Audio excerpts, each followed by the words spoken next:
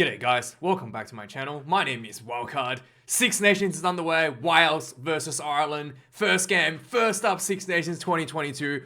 What a game. We've been waiting a few months now. Very excited to see Ireland play again. Been wanting to see Ireland play again after their historic win under Andy Farrell. First time ever beating the All Blacks. We wanted to see if that was just a fluke or if Ireland actually has improved so much since Six Nations the year before that they're actually, number one, number two team in the world at the moment with their performance. So going into this game, Wales was under a lot of injury pressure. They had same as last year. They were plagued with a lot of injuries, whereas Ireland had a tiny bit of injury issues, but mostly a very similar team from the team that has beaten the All Blacks.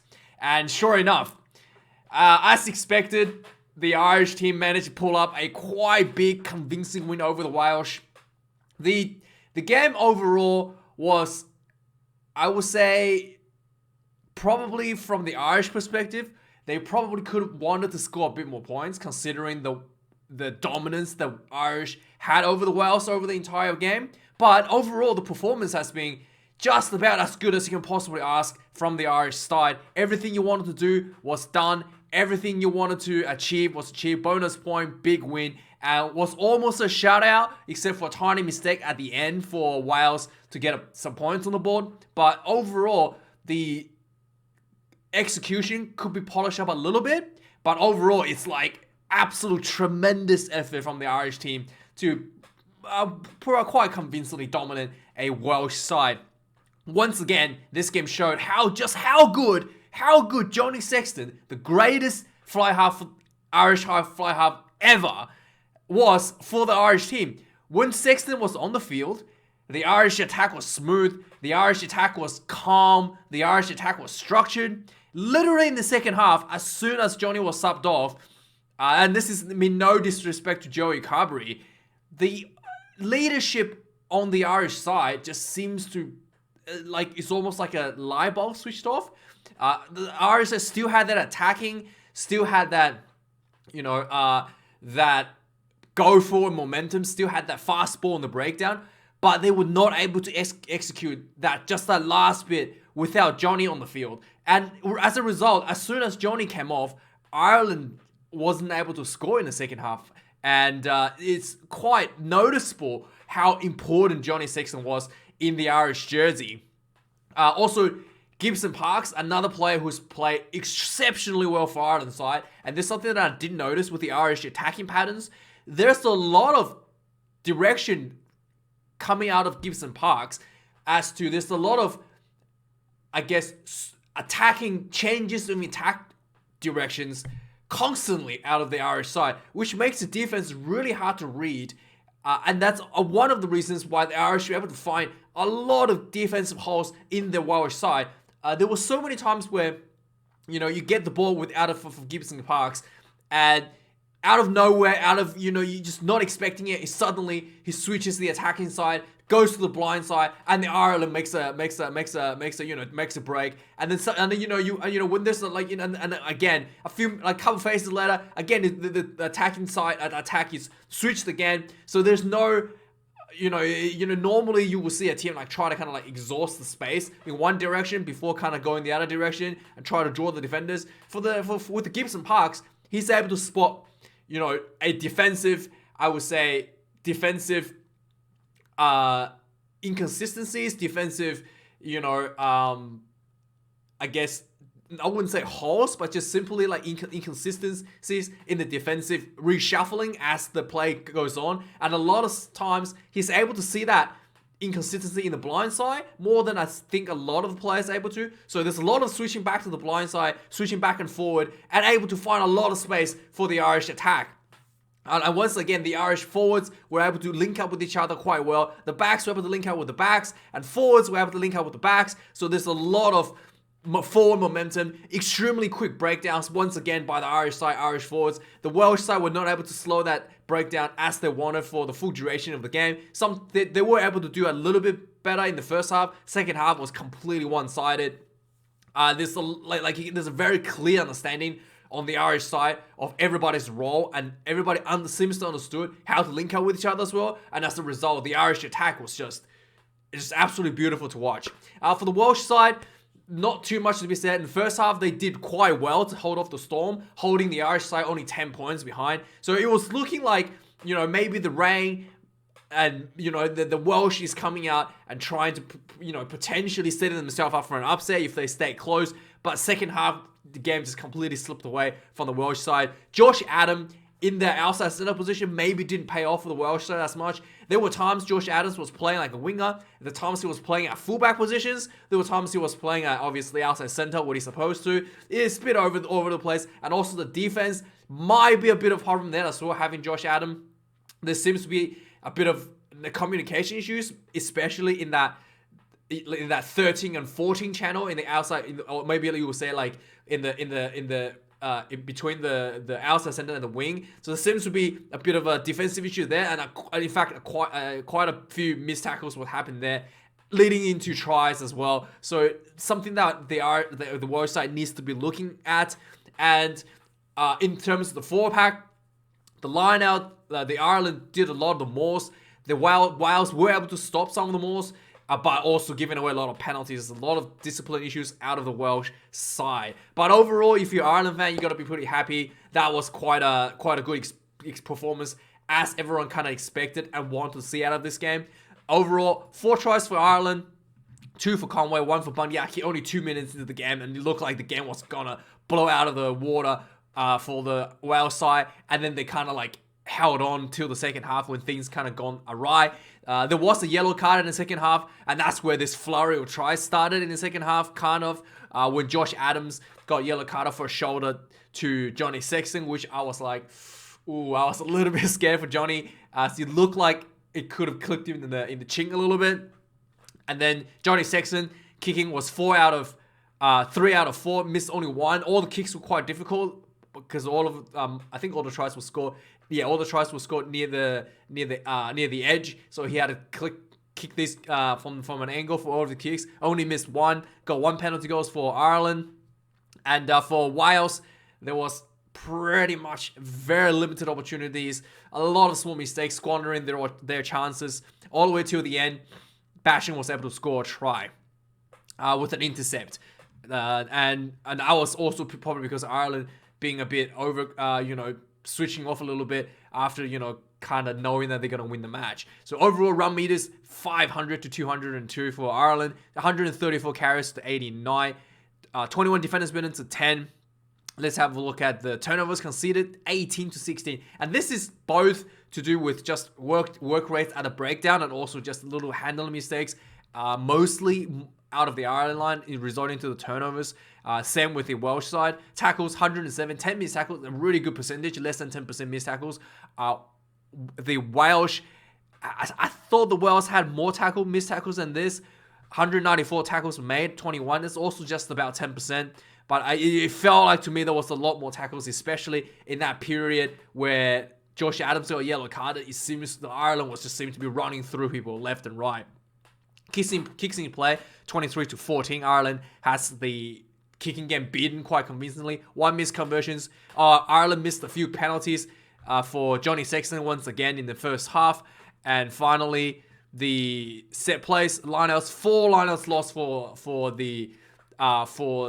for Wales. Again, this was, Adam Beard's performance here was not so great. He also was penalized a lot in the lineouts, in the maul, for collapsing the maul like twice. I'm surprised that he didn't get a yellow card for that.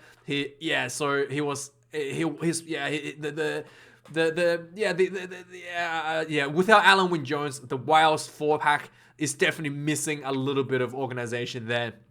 1 scrum loss for Wales. That was, I think, late in the second half, so it wasn't as bad as we kind of expect out of the dominance of the Ireland scrum against the All Blacks. Penalties conceded, probably the biggest difference. That has led to a lot of issues for Wales.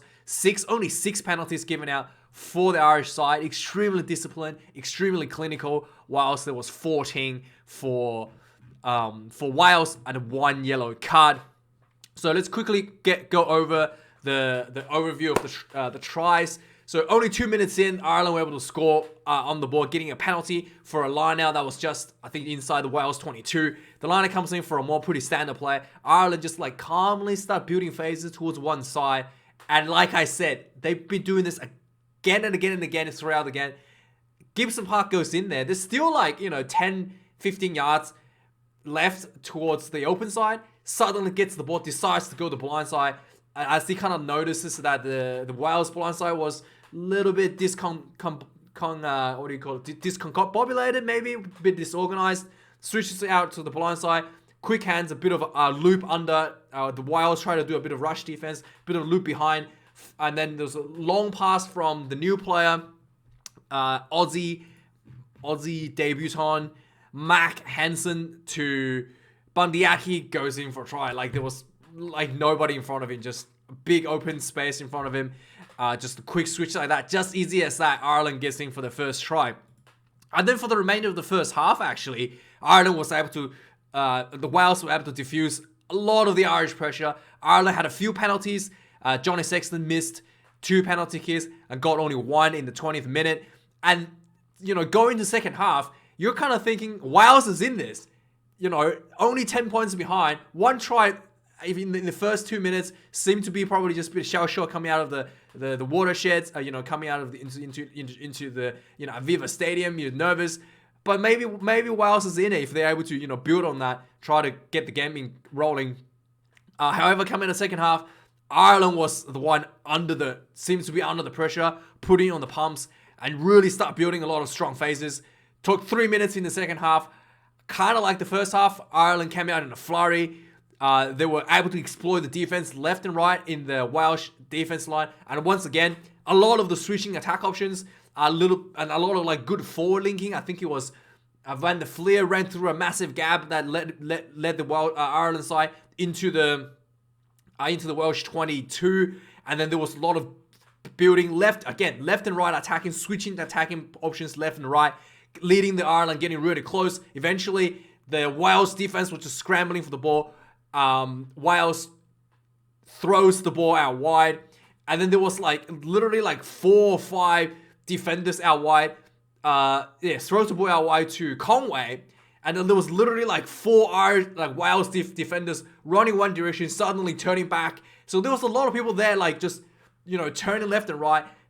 All the defenders comes back. Despite having 3 or 4 players on Conway, he gets tackled just short of the try line. He reaches out just short of the line as well. And as momentum, he was able to roll the ball onto the try line for the first try in the second half. Johnny able to kick his conversion right from the sideline. Quite good. It looked like it was going to miss, and the ball curves back in. Almost got charged on as well. So quite good effort from Johnny Sexton to get this one in. They really needed this one. 17 points to 10. Suddenly, the Irish lead is starting to look a bit it starts looking a bit desperate. 5 minutes later, on the 48th minute, Wales finally getting a bit of a momentum. It looks like Wales may be able to building some pressure back onto the Ireland, getting a full-on penalty advantage for Wales against Ireland inside the hour and a half kickable conversion. So this could be the first points on the ball for Wales, you're thinking. So trying to utilize the advantage. I think it was Dan Bigger who gets the ball, did a grubber kick behind. Josh Adam runs up to chase the ball. Johnny Sexton sweeps across, and it looked like, so basically, I think this is what I thought happened. I think what happened was Josh Adams was expecting the ball to bounce towards Johnny Sexton. So Josh Adams steps into Sexton to try to cover the ball, bounce into Sexton, because the ball came in, imagine the ball coming from left to the right, and Sexton is swooping in from the right. So Josh Adams, I think he misjudged with the ball was going to bounce towards Sexton, but the ball didn't. The ball actually bounced the other way. So the ball bounced back to the left, so away from Sexton. So Josh Adam runs in, and basically he just takes out Sexton with the shoulder because he misjudged the bounce of the ball. And the fact that the ball bounced away from Sexton instead of towards Sexton made this look really bad. You just literally looked like Josh Adams ran in and saw Sexton come in and just shoulder charged into him and was nowhere near the ball. So this was a cynical play. Lucky he could have got red carded as well. He looked like he clipped Sexton a little bit on the chin. I was like, and Sexton went down. So I was like, oh, hopefully Sexton didn't get a concussion again. But luckily Sexton was okay. Josh Adam gets a yellow card, and the penalty was reversed. and all that momentum Wales was building instantly lost. And not only that they lost it, as a result, the Ireland had a 10-minute period, was just running rampant over Wales. Sure enough, as soon as the Wales were down to 14 players, the floodgate opened. Took just about 2 minutes for a Wales line-out to go awry in around the halfway point. Ireland recovers the ball, and just easy as that, spreading the ball out wide, and just like basic rugby play, hands pass, finds a huge open gap out wide. The Conway just runs in. The Wales defense sweeps across. Tompkins overruns his defensive line, and Conway steps inside him, goes in for a nice easy try into the side, near the sideline. And yeah, just easy as that. The Wales was scrambling defense. The Welsh defense was scrambling a little bit already, a little bit disorganized.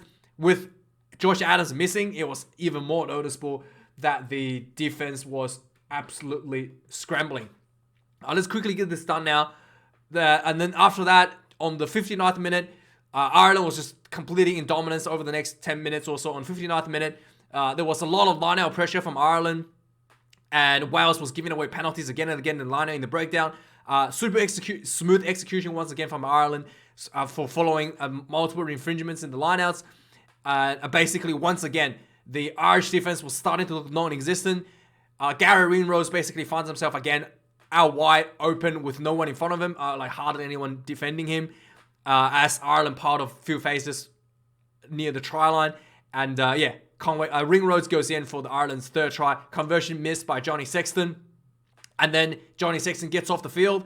After the 60th minute, Ireland still had the game in ascendancy, but the execution was just off, not able to convert any more points from the 59th minute. Something that once again showed just how important, how good Johnny Sexton is to the Irish side. On the 74th minute, Ireland starting to look a little bit, overconfident. They tried to run the ball out of their own 22, and it just looked like they're all a little bit switched off. Kind of felt like they had the game in the bag. I think it was Ty Burns on the ground. He gets tackled inside his own 22 and he tries to pop the ball back out to one of his support players, and Basham read the game perfectly for Wales, gets the intercept, runs in under the sticks. One and only try for Wales on the 74th minute. And after that, Ireland and Wales bit of back and forth. Ireland tried to get a consolation try, not able to do so. Wales did show a lot of courage in the dying minute to try to score a final try, and almost leading to, and then immediately giving the ball away to Ireland, putting themselves under pressure again. But Ireland were not able to score. Final score 29-27, quite convincing for Ireland. A little bit polishing up to do, especially without Johnny Sexton. Ireland needs to work on that. On Johnny Sexton, being so important for the Irish team.